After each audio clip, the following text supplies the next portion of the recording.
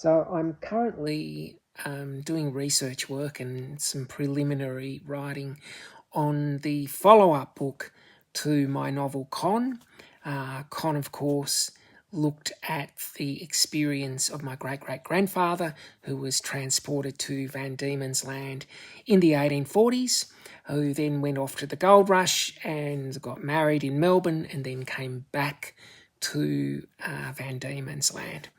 And so the follow-up book is really looking at the experience of that early life in the Huon area, and particularly from the point of view of Bridget, who was the wife of Con.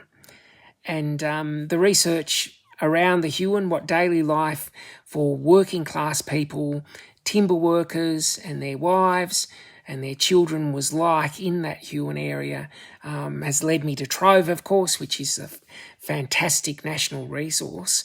And there are some really rich and kind of, I guess, literally punchy accounts of what life in the Huon in the 1850s was actually like. And of course, it's written from the perspective of contributors to the letters of the papers of the day. So everybody's got their agenda in what they write and how they describe things. But with that note in mind, this is from the Hobart Guardian on the 22nd of June, 1853.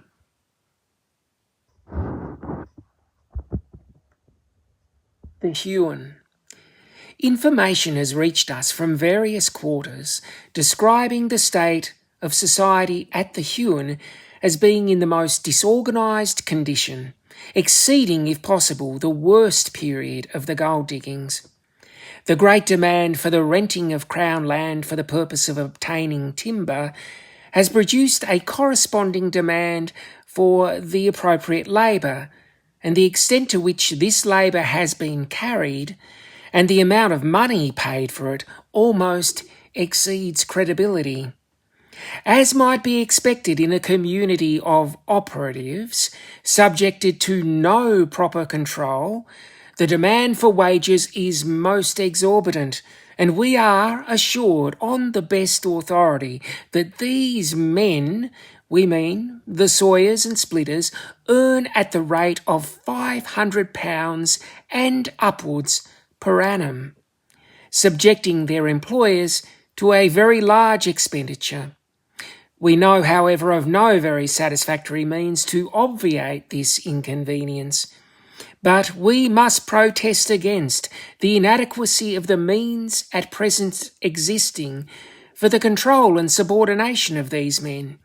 For the whole district comprising Port Signet, Three Hut Point and Browns River, there are only 15 constables who are actually worked day and night and yet ineffectually among such a multitude of riotous characters, while Mr. D.C. Beresford himself has been in the bush for some days in pursuit of a notorious character who has been at last tracked to Mr. Watson's station at, we believe, Research Bay.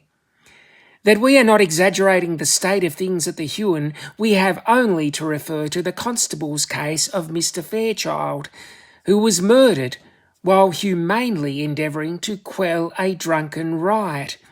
The case of the man who was recently shot at Port Signet is another instance, and we've heard of others, one of them the drowning of a man, and all originating in the disordered condition of the community.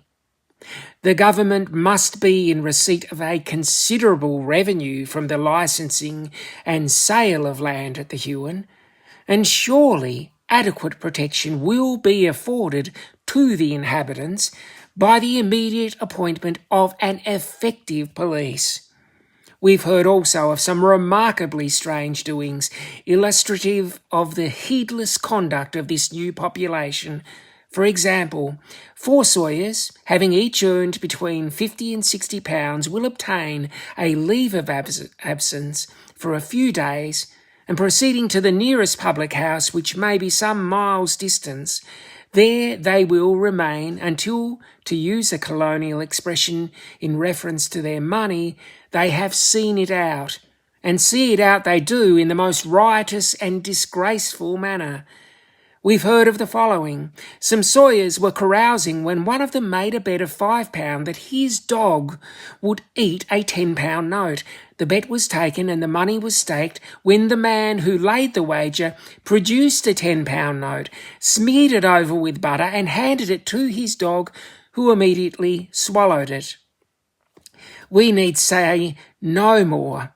The government to whom these, with probably other facts, have been conveyed, will see the necessity of a prompt and vigorous interference by the appointment of a competent police force.